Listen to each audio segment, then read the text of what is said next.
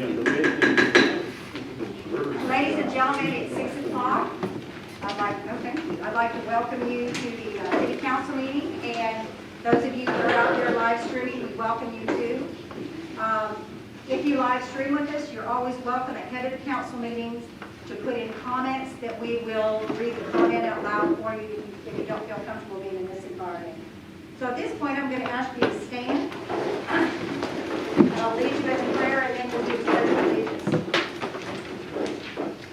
Dear Heavenly Father, as we begin our new year, Lord, we ask for your guidance as we face the future. Please give us the strength and wisdom to meet all challenges ahead. We lift up our leaders and our nation during these trying times. Please bless our new city manager, Dalton Rice, and his family as they come and be part of our community. We thank you, Lord, for the promise of hope in this new year. In Christ's name we pray. Amen. Amen. I pledge Allegiance to the flag of the United States of America and to the republic for which it stands, one nation, under God, indivisible, with liberty and justice for all.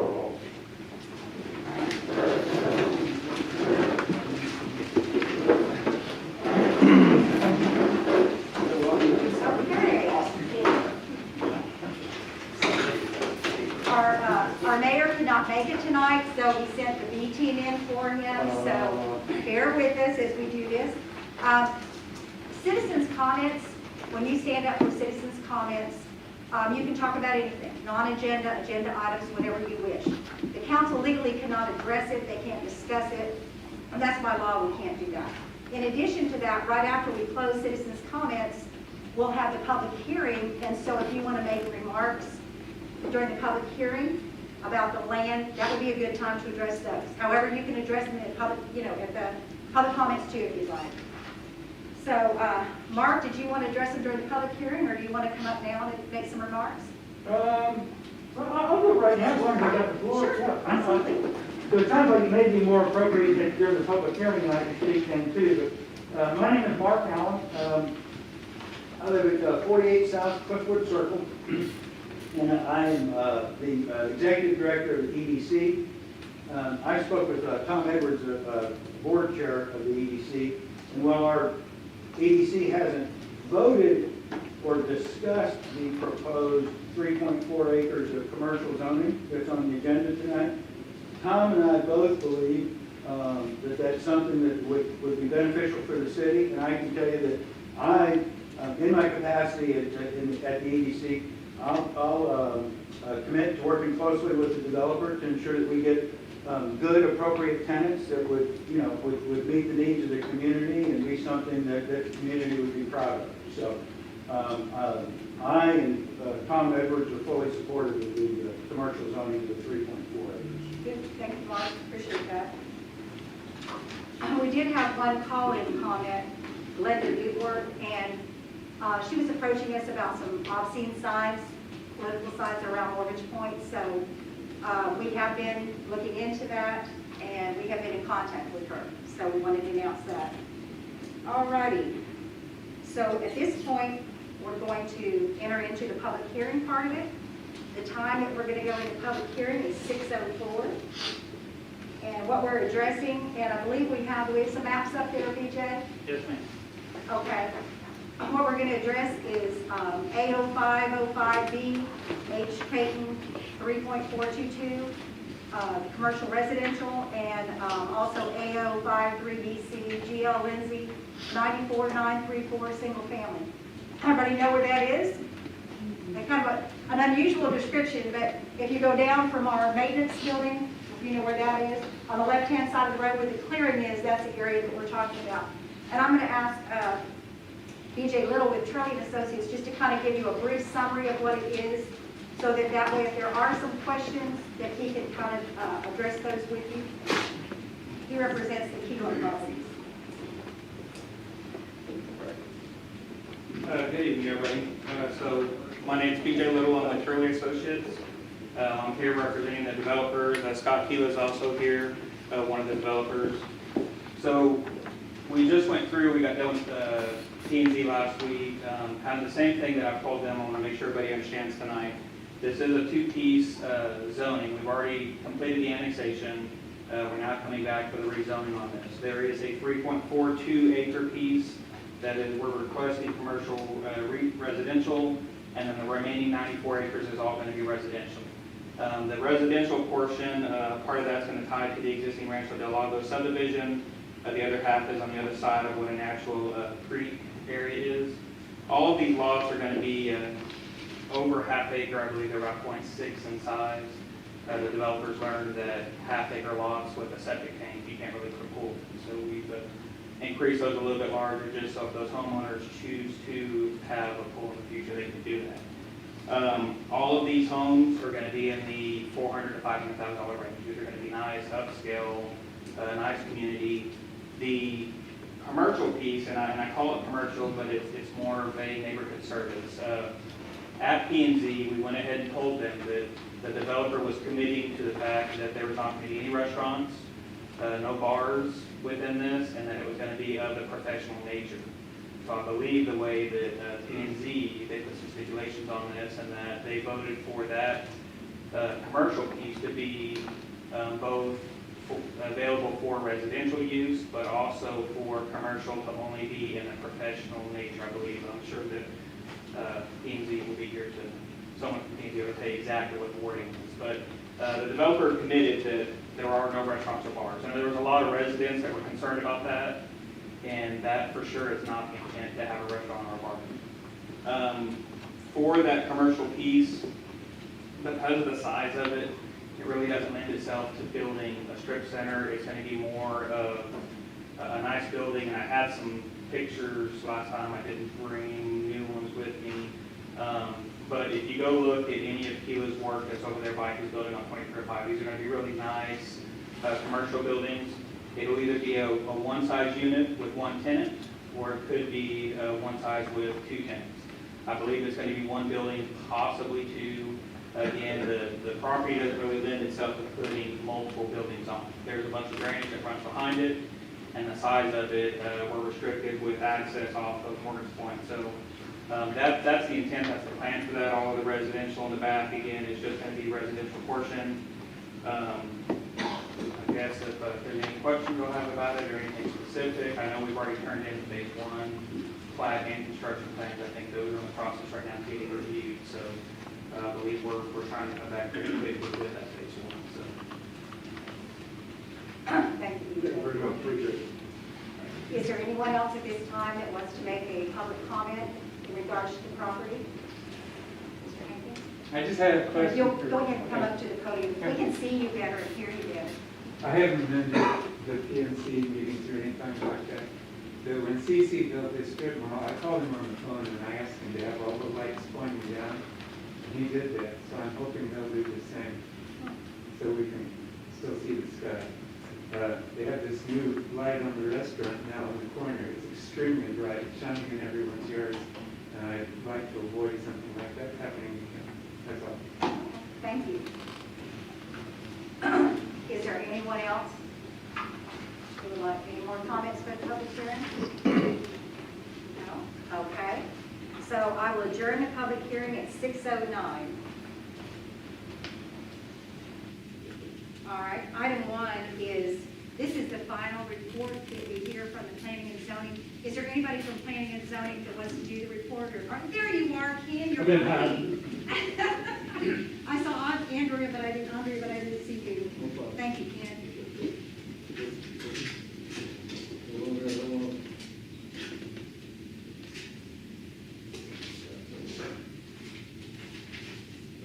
Okay, I think each of you have my write-up in your packet, but just to be sure, we'll go over it, just to make sure that y'all know what we did and the outcome from it. We have our regular meeting, as you know, on the 5th.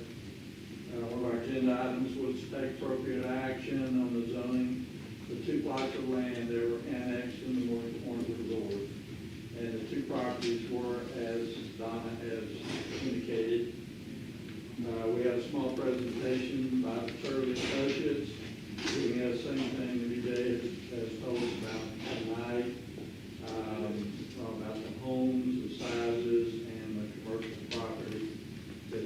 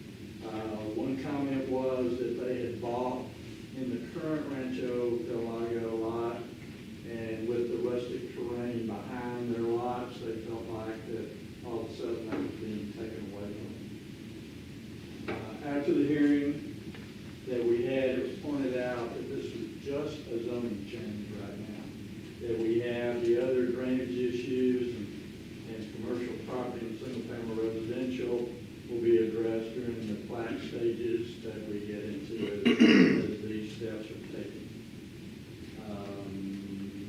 So on our meeting, what we ended up with on our recommendation was to move it forward to City Council with the following restrictions. One was on the 3.422 acres. That will be changed from agriculture, which it currently is today, to what we wanted to show it as was professional offices / single-family residential, which was a little bit of a change from what it was originally requested.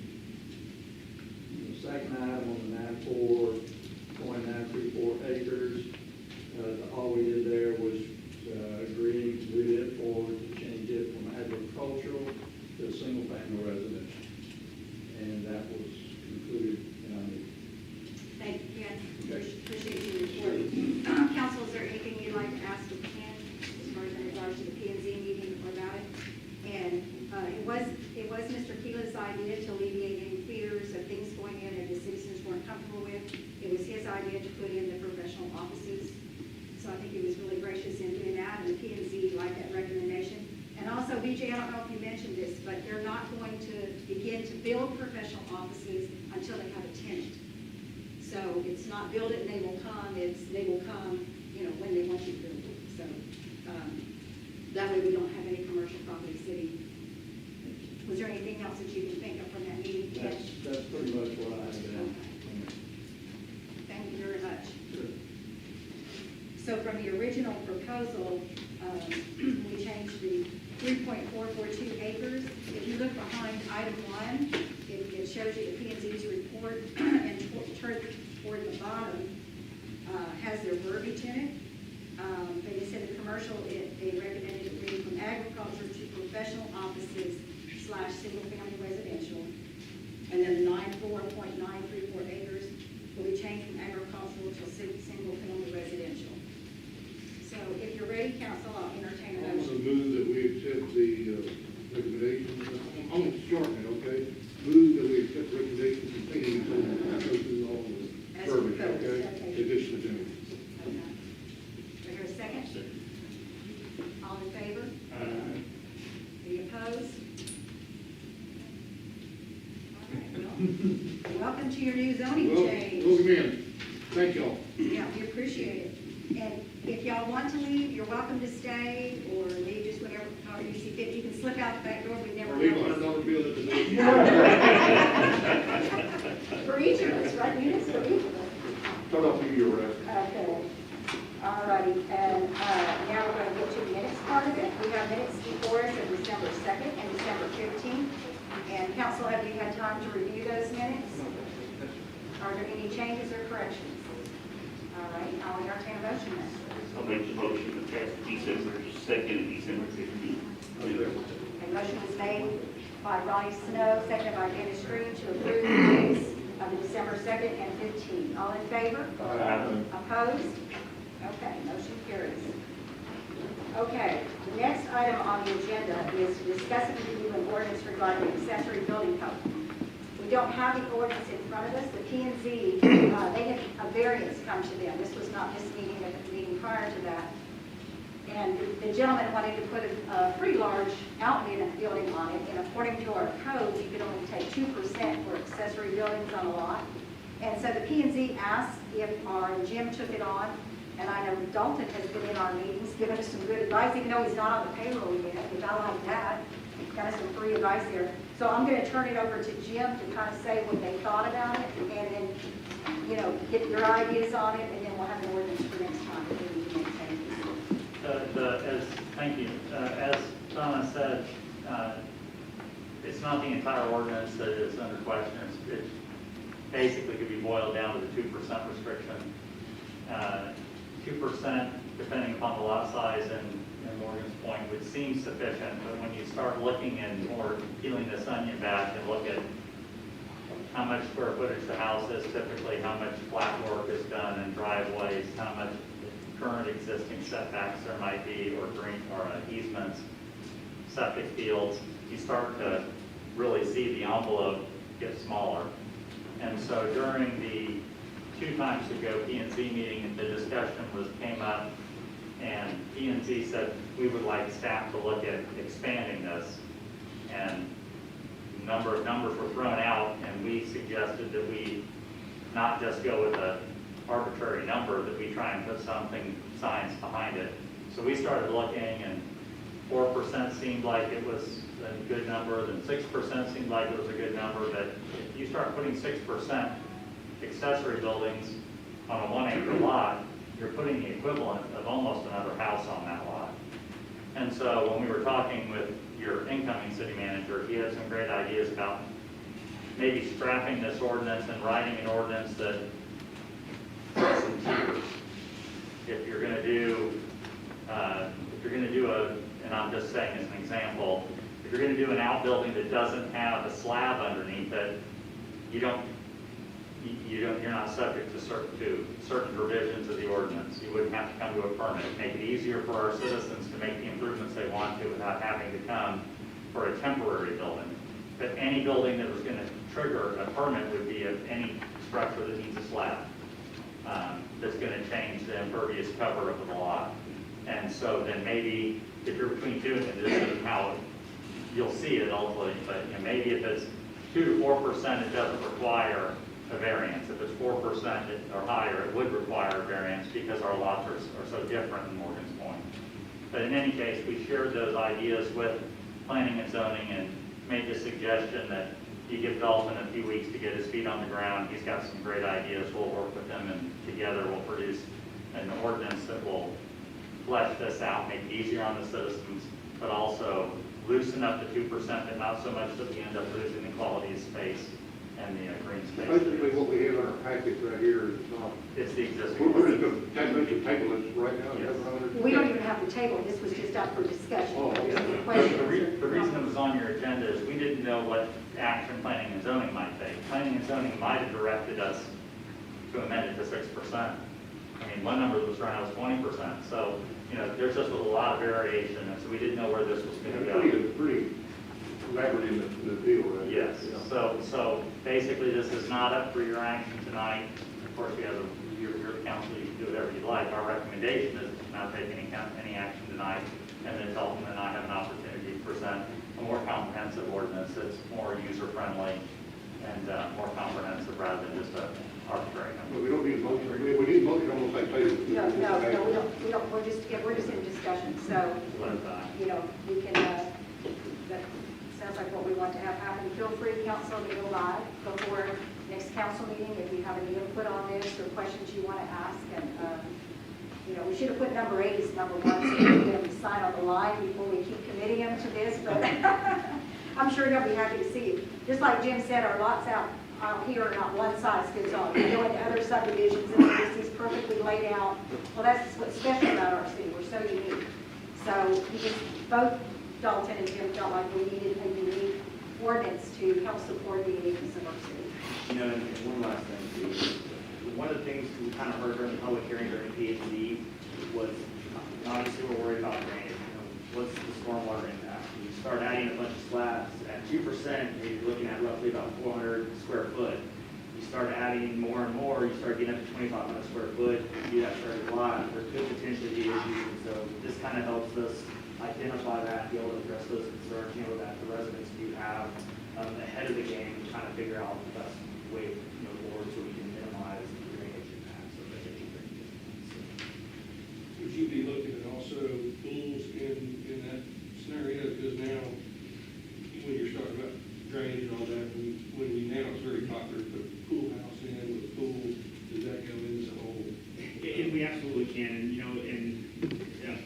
to throw Jay kind of under the bus on this, I know pools are a whole different set of ballgames, in the States. You start dealing with international pool codes and everything else. But as far as the out structures, we'll definitely take a look at that.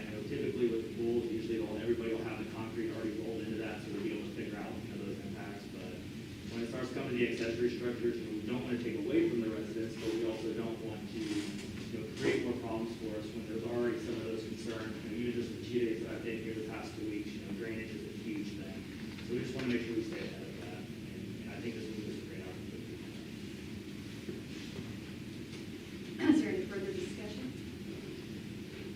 All right. Moving on to item 5, discuss and take appropriate action of the 2021 holiday schedule. And council, this is very similar to counties and other cities. If the mayor was here, I was going to tease him that he works for Williamson County and he gets 13 holidays and this is 12. So we're more than in line. The question you might want to do tonight, and you don't have to do this tonight, but we do have a couple of holidays. Normally what our policy says, if it falls on the weekend, you give them the day following, like the Monday or whatever. That's pretty customary. But I did want to address the Christmas. Christmas Day is on a Saturday, so council, you might want to decide if you want it, they'll take off the 24th and 25th. But since the 25th is holiday, a weekend, then they would get another day. So do you have any thoughts on whether to make it the 23rd or the 27th? Make it before the holiday or the Monday after? Is there any thoughts on that? Well, for me, it'd be more beneficial for the employees if they got the day before. I think so too. I mean, because if you wait till after Christmas, the event's already over, the same thing, well, any holiday would be that fast. Right. That's my opinion. So why don't we make that recommendation then? I feel you.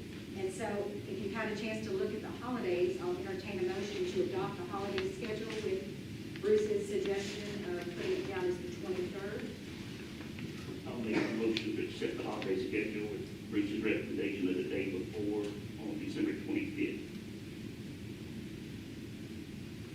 Still on the 23rd. They get off the 24th, okay. So, I'll second that.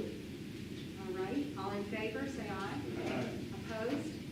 Motion carries. Motion was made by Ronnie, seconded by Dennis Green. Okay. Item 6.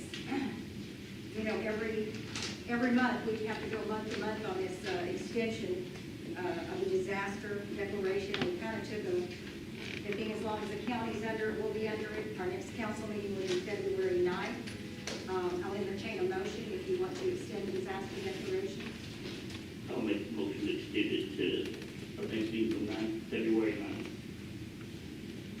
Is that what we're on, Steve? Is that what we're on? It's just, we're doing it 1 month at a time? Yeah. I know at first, We wanted to kind of lump it like We were, 6 right. months or So something, every but I month. think we were told we had to do it, come on, okay. yeah, monthly, so. Okay, so the motion was made by Ronnie Snow. Do I hear a second? Okay, we got a couple seconds. Who wants it? Okay, Robbie, we'll give it to Robbie. Okay, seconded by Robbie. All in favor?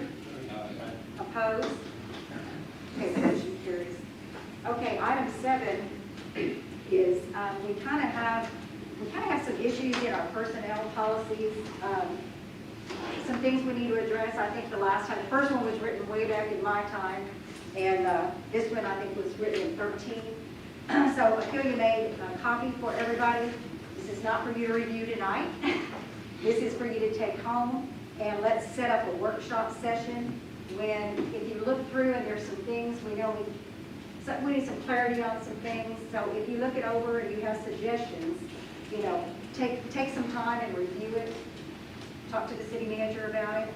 But if we want to set a workshop date, we can do that right now. Let's look at the policy before we set a date. Okay. Okay. See what else, maybe major, maybe minor, but let's talk to the city manager and get his input before we set a date on that. That's all right. That would be my recommendation, only because just that with this where I'm currently at, it is a long process.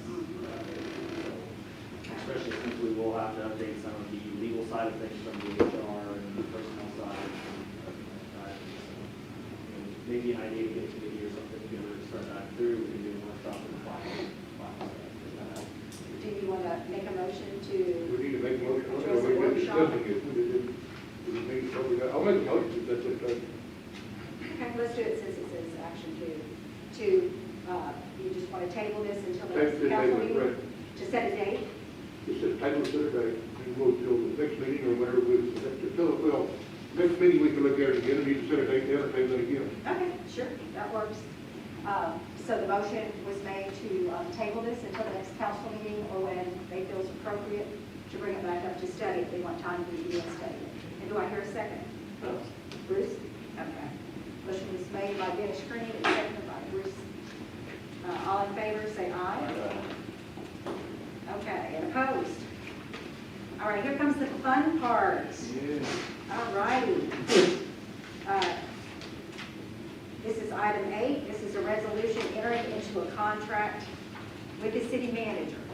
And we have a resolution before us, and we also have a contract. And I'll let the citizens know the process. Jim acted as our, what would you call it, Jim? He was our lead man on looking for applicants. Facilitator. You were more than a facilitator. He did a lot of the groundwork. And we had about 20 applicants in this process. Around the United States. Yeah, really, from other parts of the country. We're famous or infamous, I'm not sure one of them.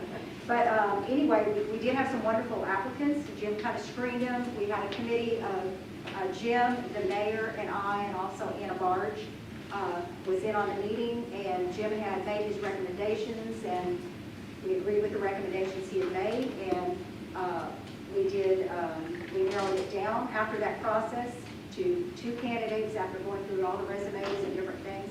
You know, kind of an arduous process, and Jim did all the good stuff for us. And then we did virtual interviews on candidates. And then we decided on 2 that we really liked, so we brought them in. They graciously agreed to come in and meet with us as a council. And we met with them in executive session and put a grueling interview on. I have to say, I told Dalton, yeah, have you recovered from that? I told him I'm going to hit you with the hard ball, and I gave him some hard questions. Anyway, we're very excited about the choice that we have this contract with. Neil Potts was so instrumental. He was on my speed dial. This contract has been looked after. It has Neil's recommendation. It has hours of my eyes. A few things Dalton gave you that I wouldn't, but you know, just saying. But anyway, the contract has been reviewed. Jim reviewed it.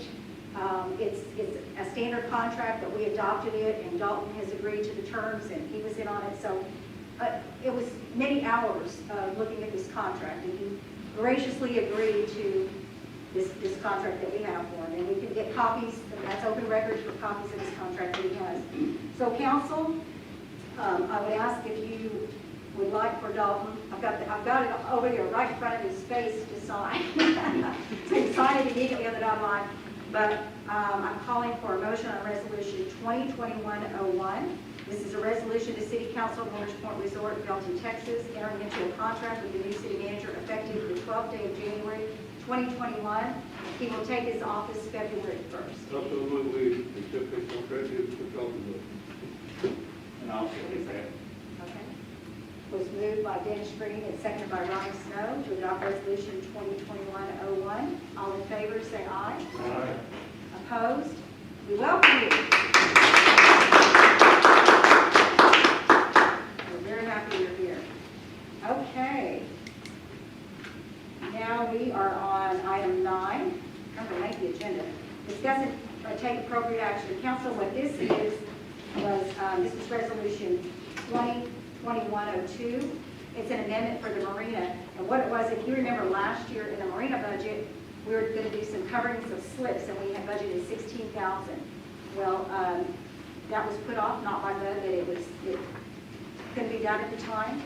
So he's come back. Of course, this year we budgeted the $16,000 again, but right now to do electrical and things to add to it, it's going to cost us a little more. So the price is now $17,200, so we need an increase in our capital improvement in the marina of $1,200.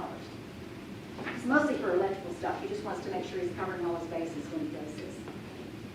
And this is gonna bring in a lot more money for what they were. They were to sell those slips. I think they're, just off the top of my head, they're 120, and these are probably gonna be, just guessing, so probably 170. And they're 30-foot slips, so the boats, the majority of our 30-foot boats really use a lot of gas, so another bonus. So Yeah. I would like to make the motion that we follow through with this. Okay, do I hear a second? Oh, I'm sorry. Have we looked at the, I mean, $1,200, the additional slip fee, what our ROI is, 5 months, a year, has anybody looked at that? You know, Bud has told me that he wants to look at the slips and he wants to come to us with some adjustments for the slips. Yeah, so, listen to that evil laugh. Oh. Anyway, yes, that is in the process of being looked at, so it will come to the council when, you know, he has some suggestions for us. Yeah, thank you for asking. Is there any other discussion? Motion was made by Ronnie Stone, seconded by Dennis Green to adopt the resolution 2021-02, amending the marina budget to $17,002, a $1,200 overreach on that. All in favor, say aye. Opposed? Okay, motion carries. Okay. Item 12 is discuss and take appropriate action for ordinance 2021-01. This is an ordinance, that's why it repeats the 01. Revisions of the utilities, and Jesse's been working hard for us out there, trying to get all our utilities in shape and making some adjustments. Yeah, there you are, Jesse. Jesse, is there anything that you want to say before we take action on this? Not unless there's questions. It's mostly clarification on PVC, key things what we did. There's also some fees in there that have changed. I know we've talked about that in the past, council. Do y'all have any questions of Jesse? If not, I'll entertain a motion. I'll move. Anybody out there? Okay, motion was made by Dennis Green to the revisions of the utilities, chapter 13. Do I hear a second? That's it. Seconded by Ronnie Snow. All in favor, say aye. Opposed? Motion carries. Okay. Item 11, discuss and take appropriate action timeline for bond election. And once again, I'm going to call on Jim to discuss this. We asked for Jim to kind of take the lead on this, council, and see the feasibility for the bond election. Also, our city attorney has weighed in, and we're kind of waiting on an audit. We haven't, it's already been downloaded to the auditors. It's just a matter of when they can get to it. We have reached out to them to see when they can do the audit, because right now we're on 1819, and then we need July 220. It's ready to go. Everything's ready to go. We're just kind of waiting on the auditors now. So anyway, that's in the works. They should get back to us to tell us when the start date is. So I know that was part of Bill's concern, was not having an audit. And also, I guess the discussion, if you'll address the bond and the certificates of obligation. Okay, thank you. At your early December meeting, we talked about the possibility of a bond election. The council at the time stated to me that your number one capital need was a groundwater storage tank. And in order to get any grant money, you're going to have match the minimum. And without a grant, you're going to need at least about $2.5 million for this project. And so you gave me direction to investigate what a bond election would look like. So what you have before you are the statutory timelines that are related to a bond election for a May 1st election. This does not mean you have to go with a bond election. This is just what you have to do if you decide to go that way. You do have other options, and it was I'm sorry, Bruce, it was a separate item that was sitting This out. was a handout at your desk. It was on the top. You're not required to go to a bond election. You have the authority to issue certificates of obligation, and that may be a direction you want to go. But certainly, if you are going to consider a bond, there are certain timelines that have to be met, and those timelines are rapidly closing in on you. And so, just to kind of walk through it, if you were to decide that you wanted to go forward with a bond election for May, you would need to adopt that ordinance sometime between January 31st and February 12th. And once you do that, it sets all the rest of those dates into motion. And I won't bore you or extend your meeting by going through that. It's all pretty standard stuff.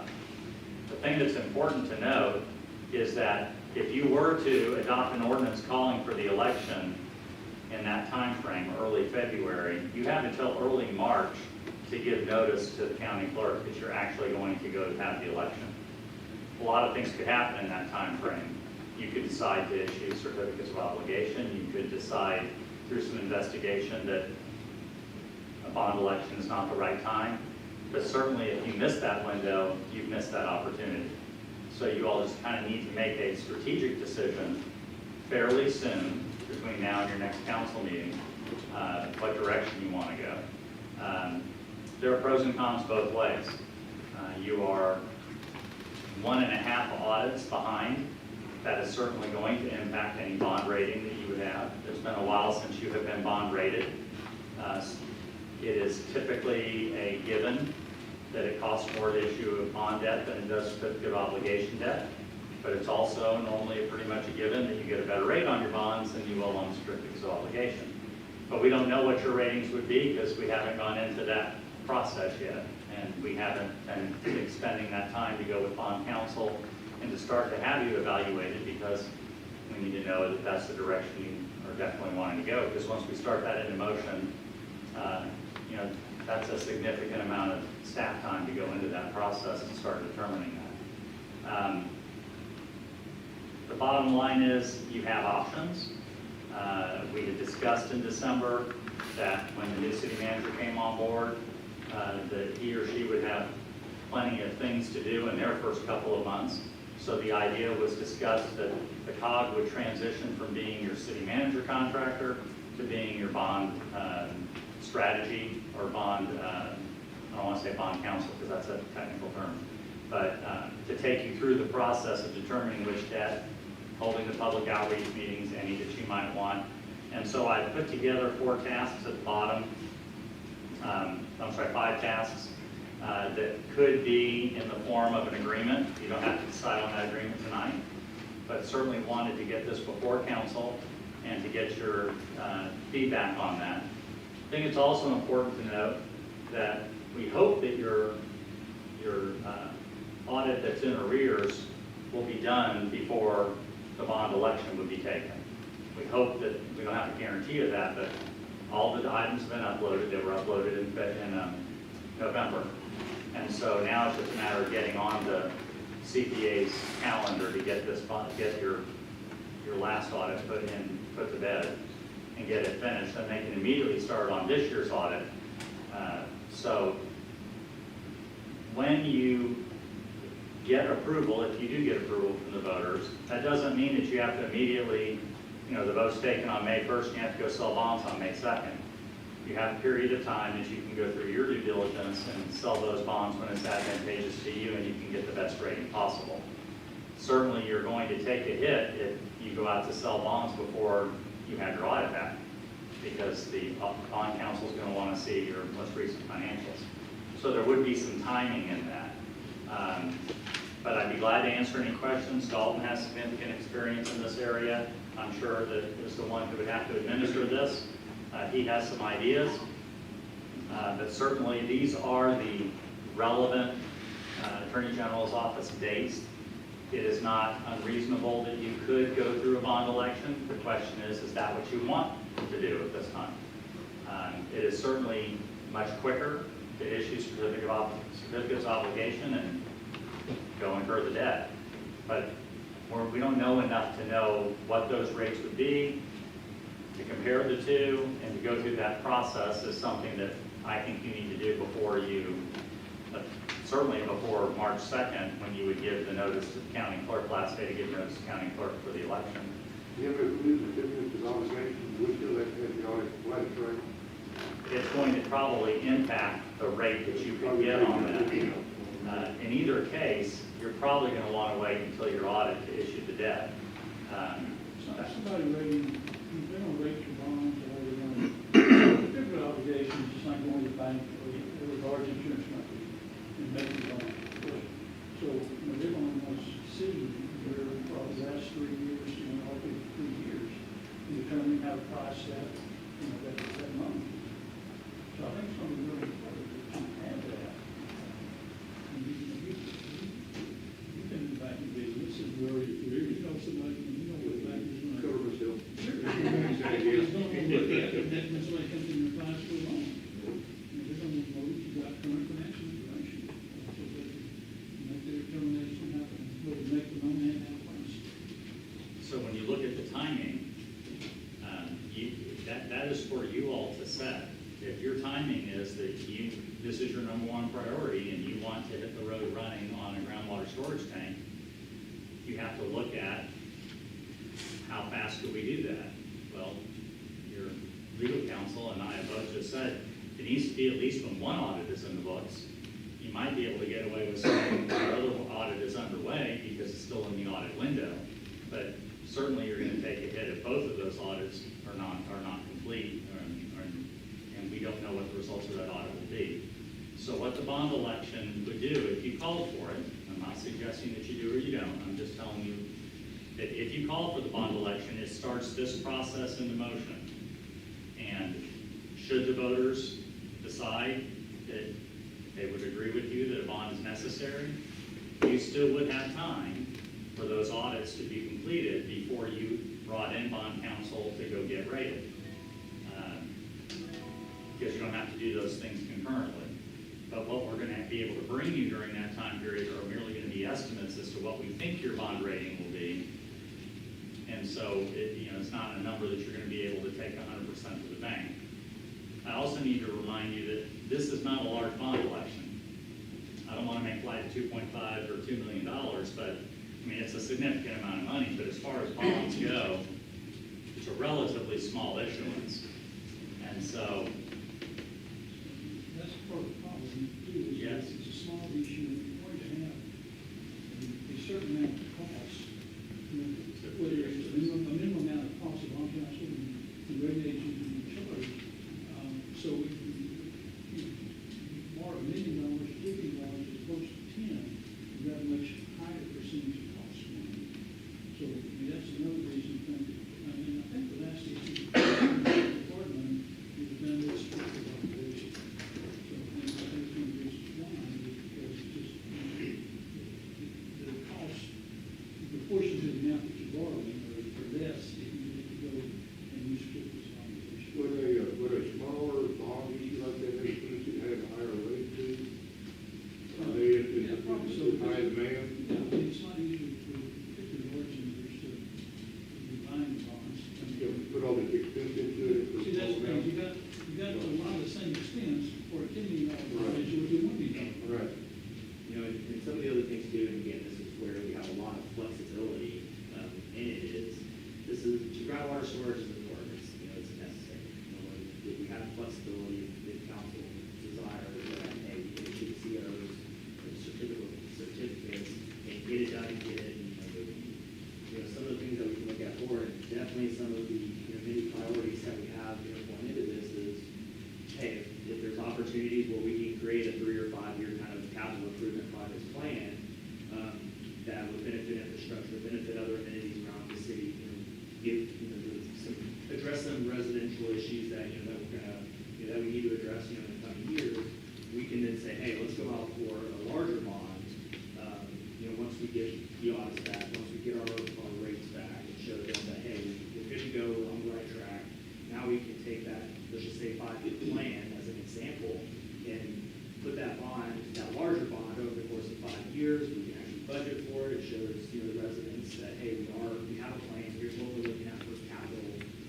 And again, the costs that we're gonna incur is gonna be the same regardless. So, we can look at it as one. I would not recommend, again, as council desire, I would not recommend going that route now, just because it's gonna be a planning process, but we have flexibility to, if we need to, start the process and then say, hey, let's re-engage, we need to do a workshop or something. Those are some of the flexibility for the options that we would have. Do you feel like we're rushing this? This is something we can't do next year. And I'm just saying, I know we're tight for water. Jesse, do you feel like we're pushing too fast? Should we slow it down? We've been talking about this, we just never acted on it. We've talked about it forever. Yeah, my opinion would be, if you were gonna do this, if you decide that it's that much of a pressing issue, I just issue the COs and do it.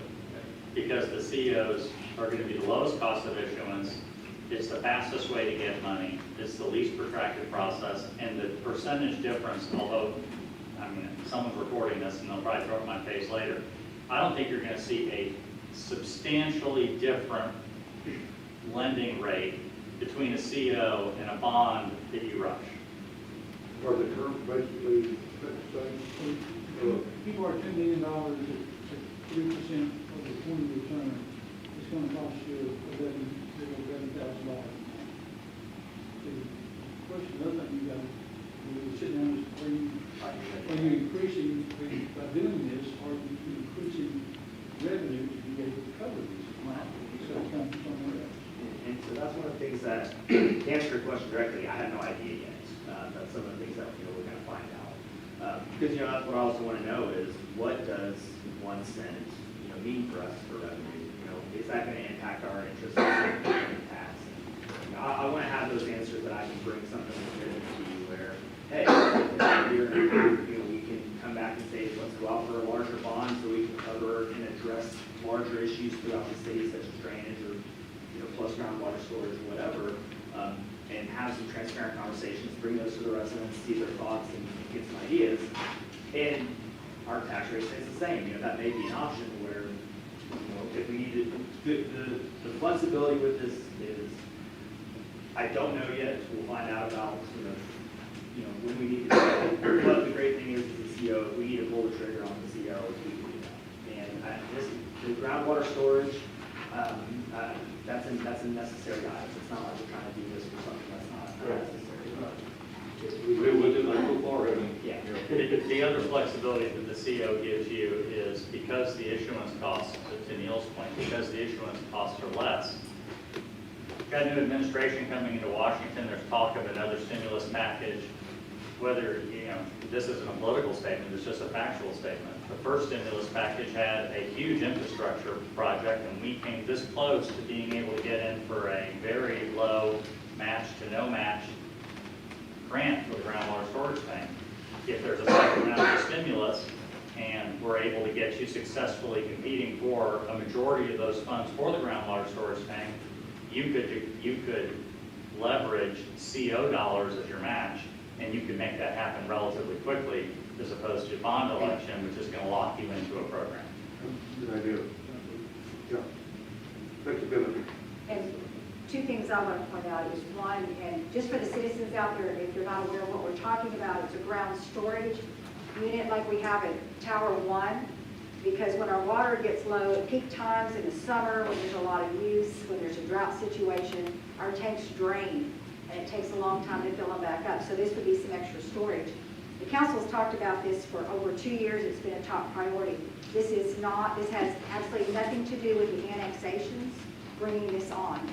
This was needed probably several years ago. I know Jesse's brought it up, but this council kind of made a commitment to let's quit talking. We had our workshops. Let's proceed with this. So we want you to know that this is something that's been in the works and workshops for a couple of years. The other thing is kind of a weird accounting thing, is we're kind of debt poor. Not that we have too much debt, we have too little debt. And that goes into our interest and sinking fund. And Mark, you're probably the only one in the room that would understand, other than these gentlemen here. But we actually need debt. It's crazy, but we need debt in the city. So it's kind of a strange accounting thing, but that's how that works. So, one thing we want to point out to our citizens, this has been in great need for several years. We took it on as a project and said, we want to go with it. So we don't want anybody to think that the annexation or the annexations in the past, there were several of them, have brought this on. We've needed this for quite a few years. So I want to make that point. The other thing is the city has no choice. So we want to make it plain. If we did bonds, we have to do this regardless. The bonds wouldn't be a referendum. Do you want this or don't you want it? We have to, at some point, we know we have to get it. So anyway, just a couple points for you. So council, what's your wishes on this? Do you want to, it sounds like, Ronnie, we can kind of pull the brakes a little if we find out we're a little in over our heads at this point. We'll have a better idea. I'm hoping this week we'll get some type of commitment from our auditors, Neil, of when they can begin our audit. It's ready to go. The next year is ready to go. We just need I would like to see this certificate of obligation go that route right now. It offers us a whole lot more flexibility. We're not under any type of time frame, as I understand it, on that. We can use it at any time. There's some stuff like Jim said, there may be some things coming under the stimulus package which we may qualify for, but once we, I think it gives a lot more flexibility. There's not a big difference in rate. Well, I agree with that, and I think the key to this is going to be knowing when you want to get your audit done. reached out a couple of times to get that answer, and so I'm really hoping they'll get back with us this week, because like Jim said, we've had it in and ready and downloaded, but through no fault of their own. I mean, they didn't know when we were gonna have it ready, so they, of course, they have a lot of other things that they're doing. So anyway, I'm gonna keep being a bug. You know, I can do that really well, just keep bugging them to get us in there. I'm pretty good at that, John. And I want to be clear about this audit issue. You know, when you have a relationship with an audit firm, you have a window, and they slot you in. And if you miss your window, you've got to wait until the next window comes. And we missed our window. Our window was early summer last year, and that didn't happen. And so we're now in a, can you work us in? And they said in January they hoped they could. So I don't want for a minute for this to come off that we're mad at the audit firm. Oh, absolutely not. They're doing us a solid trying to get us in off a rotation so that we can get this one done and then hit our window for the one For the that's next one. next one. So council, what is your pleasure on this? And it looks like we're, at this point, we're just addressing our agenda timeline, so let's just stick with the timeline, and then we can get with the scope of your work and things out on I another think we need to get more information when the audit's completed, is what our rating's gonna be first off, and see, you know, where we fall even to being able to afford to do what we want to do. And then again, if we're talking about certificate versus bond, there's not a whole lot of difference in the rate. It just makes sense to go the certificate route and give us more flexibility on the contract. And the certificates don't call for election. Bond, you have to by law have election law. So, sounds like kind of that's where they're coming from. What do you need from them, You Jim? know, I as think far we're as- just at the mercy of the audit right now. What we decided, the audit's going to be the determining factor. Let me try and walk us down a step at a time, just so we have clarity. You all gave directive to staff, and I take those directives very seriously, as I know Dalton does. When the council asks you to do something, you do it, as long as it's not illegal, immoral, or threatening. And so, maybe that. And so you all gave us direction to prepare for you, to get you prepared for a bond election, and we have done that. Now what I'm hearing, consensus is, that probably feels like you're maybe trying to squeeze too much too fast. So you'd like to see information about CO. So if we spend our time between now and your next meeting figuring out what that looks like, we'll put our energies there as opposed to framing bond resolutions and ordinances calling for a bond election. So essentially, you're making a decision tonight to tell staff to go that direction, don't prepare bond documents. What do y'all think, guys? That's mine. I'm not really, we're thinking of, It's gonna be more flexible for us. Why don't we go ahead and get it in the form of a motion for your directives to Jim? This way you can come back on you and say, listen, guys, you put this in motion. I So just- feel comfortable with the direction. You feel comfortable with the direction? I feel Okay. comfortable with the direction. And y'all are good with the direction on it? Yep. Oh, Kilia's got a good report on that. You got, yeah. Okay, is there any other discussion or questions that y'all would like to ask about that? Okay.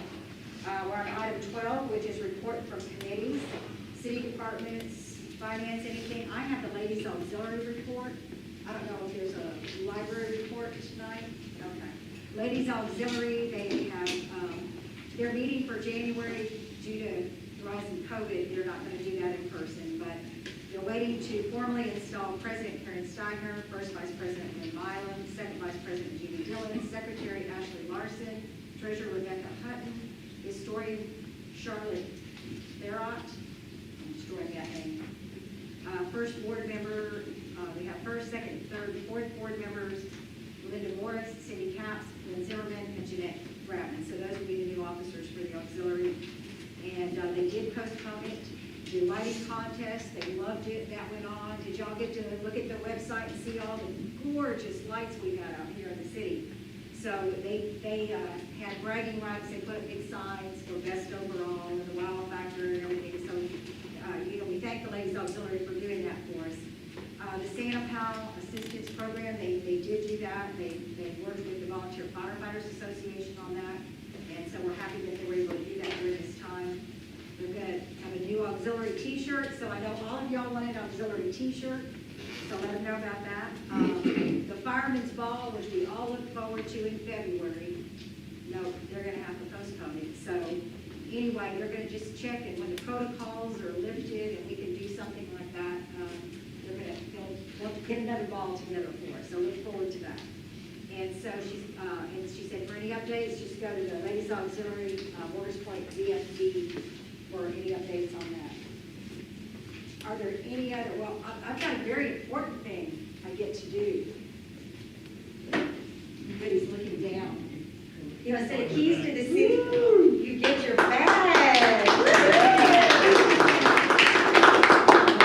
I want you to know Dalton got up, left, he's from around the Houston area. He left there at 3:45 this morning, so he could get here. Like I said, he's not even on the payroll yet, and he has hit the ground running for you folks. We are so excited. We have picked his brain until I'm sure we've exhausted him.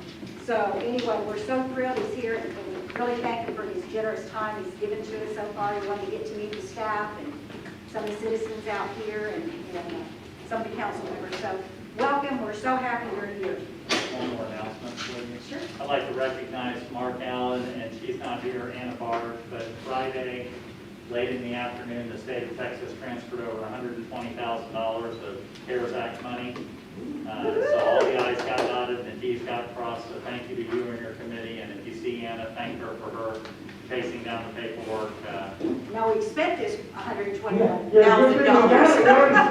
but at least we're getting it back, so that's a great, yeah, Anna and Mark have been fantastic in getting this through, without their, Chief, did you need to say something? Sorry for the interruption at the beginning of the meeting. He must talk. Oh, no problem, no, thank you. We saw them all evacuate, I thought I had said something to offend them. Thank you for clarifying that, Chief. What about, does anybody else have any announcements? Citizens, do you have anything else you'd like to add or ask us? Okay. I'm gonna move we adjourn. Okay, everybody seconded it? Dennis made the motion and just take a pick on the second. Thank y'all for coming out tonight, we appreciate you being here. Oh, and you can clap.